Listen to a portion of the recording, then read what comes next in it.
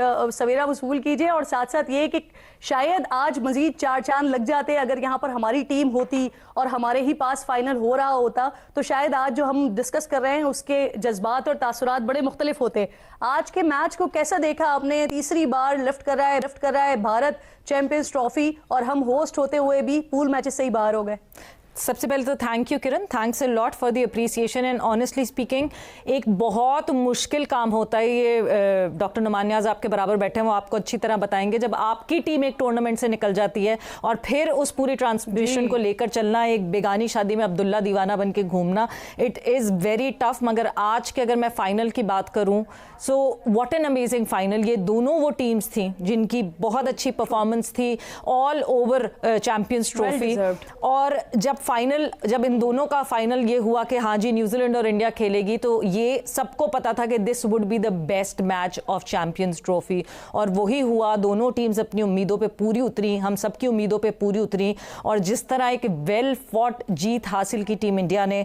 Team India का एक process है, और उस प्रोसेस की वजह से आपको दिखता है कि पिछले 15 महीने में आईसीसी के 3 फाइनल्स खेले हैं टीम इंडिया ने, और पिछले 7 से 8 महीनों में 2 फाइनल्स में चैंपियंस बने हैं, एक T20 के चैंपियन बने, अब एक चैंपियंस ट्रॉफी के चैंपियन बने। और ये सिर्फ ऐसे नहीं है, ये सिर्फ बातें नहीं है, मतलब 24 आईसीसी मैचेस खेलना, जिसमें से सिर्फ 1 हारना और 23 जीते रहना, ये सिर्फ ऐसे नहीं हो सकता कि नहीं जी लक अच्छी थी, या लोग जैसे कह रहे थे फेवरेटिज्म हुआ है और फलाना हुआ है, ये हुआ है। अभी भी आने वाले जो आईसीसी के इवेंट है उसमें भी टीम इंडिया इसलिए स्ट्रांग दिखती है क्योंकि the kind of pool that they have created, उनके यंग प्लेयर्स इतने आराम से टीम से दूर होते जाते हैं, उनके सीनियर प्लेयर्स आराम से टीम से दूर होते जाते हैं, उनके यंग प्लेयर्स जो हैं वो टीम का हिस्सा बन जाते हैं। The transition is so smooth क्योंकि तैयारी की हुई है, their homework is thorough, there domestic cricket is thorough, और वो बहुत इंटेलेक्चुअल डिसऑनेस्टी के बगैर ये काम कर रहे हैं। क्लास है ना, जो प्लेयर की क्लास हम ढूंढ रहे होते हैं, और हम जो प्लेयर की क्लास की बात कर रहे होते हैं, तो वो बाकायदा इंडियन टीम में नजर आती है। और आपके पास ये कॉन्फिडेंट होता है कि आज जिस तरह से विराट कोहली जब आए और वो फौरन ही आउट हो गए, लेकिन उसके बावजूद भी बड़ा कॉन्फिडेंस था ग्राउंड के अंदर भी, और बाकी देखने वालों को भी मालूम था कि इनके पास पूरी एक टेल तक टीम मौजूद है जो आके मैच निकाल लेगी। और फिर हमारे सामने ऐसे ही हुआ। लेकिन हमारी टीम में हमें तो किसी के ऊपर भी कॉन्फिडेंस नहीं होता ना। हमारे तो बाबर भी आगे खड़े हुए होते हैं, तो हम सोच रहे होते हैं कि ये अपने लिए रन बना रहे हैं या फिर ये टीम के लिए बना रहे हैं। किरण, इसका मेजर फुकदान ही यही है। इन लड़कों में कॉन्फिडेंस कैसे होगा जब ये कॉन्फिडेंस उनको मिल ही उस तरह बोर्ड की तरफ से नहीं मिल रहा, और फिर इवेंचुअली जब ये लड़के, जिस वक्त आपने इनको पावर दी तो पावर इतनी दी कि अनकंट्रोलेबल पावर दे दी। क्रिकेट खेलनी ही पड़ती है, तो इंडिया ने अच्छी क्रिकेट खेली है। एडवांटेज उनको ज़रूर था, लेकिन ये वाला क्रेडिट भी देना चाहिए कि जी उन्होंने अच्छी क्रिकेट खेली है। मैं ये समझता था कि आज जिस तरह न्यूजीलैंड ने स्टार्ट किया था, अगर वो 281 रन्स करते तो मेरे ख्याल में थोड़ा सा चैलेंज है ना उनको देते कि जी इंडिया को, क्योंकि इंडिया ने यहाँ जितना भी स्कोर चेज़ किया था वो 250 हाईएस्ट है कि जो उन्होंने चेज़ किया है, क्योंकि जी 2 दफ़ा, एक दफ़ा उन्होंने इनके खिलाफ 250 बनाया था और ये चेज़ कर गए, तो ये भी 49 ओवर में किया। तो अगर 280-90 जब इतनी मजबूत टीम के साथ खेल रहे हो, डेफिनेटली न्यूजीलैंड का प्लान यही होगा कि जी आप 280+ रन्स करें। लेकिन जो इंडिया के स्पिनर्स थे, 2 मिस्ट्री स्पिनर, उन्होंने ना बहुत ज़बरदस्त बॉलिंग की।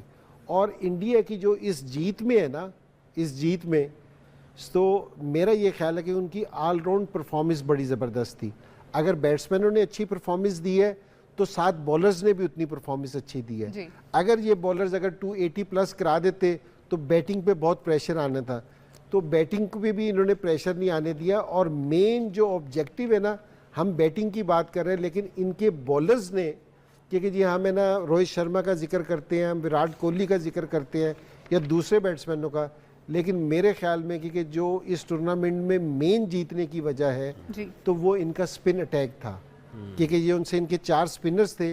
जिस तरह की इन्होंने बॉलिंग की है, इन्होंने किसी भी टीम को फ्रीली नहीं खेलने दिया। आज भी जो 250 रन हुए ना, जिस तरह ही उनके 2 फास्ट बॉलर्स आए उनको एकदम से ना स्कोर खुला है, तो लेकिन इन स्पिनर्स ने ना कंट्रोल किया है। तो आप चैंपियन भी उसी टाइम बनते, जो आपने पहले बात की थी ना कि 2 आईसीसी के टूर्नामेंट में कोई मैच नहीं हारे, तो वो ये नहीं है कि जी आप किसी एक डिपार्टमेंट में अच्छा कर रहे हैं, आप जिस टाइम सारे डिपार्टमेंट में अच्छा करते हैं तो आप इस तरह के रिजल्ट प्रोड्यूस करते हैं। तो क्रेडिट गोज़ टू इंडिया कि जी बड़ा ज़बरदस्त खेले और उनको मुबारक भी हो, लेकिन जो पॉइंट शकलैन ने उठाया है ना, तो इसको भी मद्देनज़र रखना चाहिए कि इस तरह आप ज़रूर जीतें कि जी आप अच्छा खेलेंगे तो जीतेंगे, लेकिन दूसरों को ये महसूस ना हो कि जी ये अनफेयर है, हमारे साथ फेयर नहीं हुआ। तो ये वाली फीलिंग है ना, नहीं आनी चाहिए, स्पेशली जिस टाइम आईसीसी का टूर्नामेंट हो। बिल्कुल फेयर चांस होना चाहिए हर टीम के पास जो भी पार्टिसिपेट कर रही है। किसी दुनिया की वाहिद टीम है कि जिसने 3 मरतबा चैंपियंस ट्रॉफी जीती है। फेवर की बात जहाँ पर है, कल टेलीग्राफ में भी जो है वो एक बहुत बड़ा मजमून लगा था इस हवाले से। उसमें उन्होंने एक बात ये भी कही थी कि टॉस कोई भी जीते, करने की ज़रूरत ही नहीं है, रोहित शर्मा से पूछ लें कि आपने क्या करना है, जैसा वो कहे वैसा कर लें। लेकिन ये मुसलसल 15वां टॉस हारे थे रोहित शर्मा। तो वो जो एक टॉस की कंट्रोवर्सी हुआ करती थी, हम बात कर सकते हैं क्या उनको ग्राउंड कंडीशंस मुनासबत से मिली, उन्हें जो है वो आप कह सकते हैं कि पिचेस के बारे में उनको ज़रा ज़्यादा बेहतर आ गई थी, लेकिन इतनी तो हमें भी थी। खैर हम अपनी बात पे बाद में आते हैं। उन तमाम चीज़ों से हटके मेरे ख्याल ये इंटरनेशनल क्रिकेट काउंसिल के सोचने का मामला है। अगर इसमें नासिर हुसैन बोलते रहेंगे, एथरटन बोलते रहेंगे, टेलीग्राफ लिखता रहेगा, तो शायद इंटरनेशनल क्रिकेट काउंसिल, जिनका अब हेड ऑफिस इंग्लैंड में भी नहीं है, अब तो दुबई में, कोई ख़ास फ़र्क नहीं पड़ेगा अगर खेल कहीं इम्बैलेंस हो रहा है। क्योंकि ऑलरेडी हम बार बार कहते हैं कि इंडिया की टीम इतनी ऑलरेडी मजबूत है कि उसे किसी की ज़रूरत नहीं है। वो एक बैकअप, उनके पास पूरी एक टीम बैठी हुई है बैकअप के तौर पे कि जिसको वो खिला सकते हैं। उन्होंने अपनी क्रिकेट को ईमानदारी से, दयानतदारी से, आईसीसी फेवर से हटके मैं बात कर रहा हूँ, उन्होंने दयानतदारी दिखाई है अपनी क्रिकेट में, ईमानदारी दिखाई है उन्होंने अपनी क्रिकेट में। और जो रोल होता है प्लेयर बनाने का, वो उनके सीनियर्स ने निभाया है। आप अगर विराट कोहली को देखें, रोहित शर्मा को देखें, हर खिलाड़ी उनका उनके गुण गाता हुआ दिखाई देता है, चाहे वो टीम में हो या ना हो, क्योंकि उन्होंने एक बड़े भाई की तरह हर खिलाड़ी को वेलकम किया है जो मेरिट पे डिज़र्व करता है। बगैर मेरिट की उन्होंने कोई बात नहीं की। देखें ना, वो out of the way Jasprit Bumrah unfit हो जाते हैं, वो एक स्पिनर को ऐड करते हैं। हमारे यहाँ कहते रह जाते हैं भाई स्पिनर शामिल कर लो, लेकिन नहीं किया जाता। हम अपनी क्रिकेट पे बाद में आ रहे हैं, लेकिन इंडिया को पूरा क्रेडिट जाएगा। उन्होंने अपनी क्रिकेट को हमसे कहीं ज़्यादा बेहतर किया है। शायद अब हमारी क्रिकेट को उनसे लर्न करने की ज़रूरत है। ये बात नसीम भाई, ये बात आपने बिल्कुल ठीक कही कि देखिए शरीफ भाई, एक और चीज़, जैसे मैंने आपको जो सीनियर्स की बात कही ना, उनका बहुत इंपॉर्टेंट रोल होता है। सरफराज ने ये सारे प्लेयर बनाए थे। सीनियर था बाबर आजम, आपके जितने भी प्लेयर थे उस दौर के अंदर, देखें वो क्या ज़बरदस्त किस्म की क्रिकेट खेल रहे थे। लेकिन यहाँ पे कोहली और रोहित जो रोल प्ले करके गए, हमारे दोनों सीनियर बाबर और रिजवान अनफॉर्चुनेटली वो नहीं कर सके। अपनी पसंद नापसंद, अपने दोस्तों की टीम में शमूलियत, शादाब को चाहे कितनी भी मार पड़ रही है, वो हमारा दोस्त है, वो टीम में आएगा, वो तो खेलेगा। बाकी अब अबरार बाहर बैठ जाएगा 2023 वर्ल्ड कप में, अबरार को बाहर बिठा दिया। अगर मैं इंडिविजुअल परफॉर्मेंसेस भी देखूँ ना, तो मैं अभी टॉप 5 बॉलर्स और बैटर्स देख रहा था।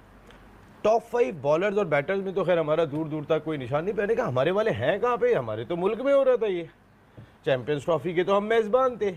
हमने 3 में से 2 मैच तो अपनी कंडीशन में खेले और तीसरा मैच उस कंडीशन में खेला है कि सरफराज कप्तान थे। 14 मैच खेले हैं आप वहाँ पे, 14 के 14 जीते।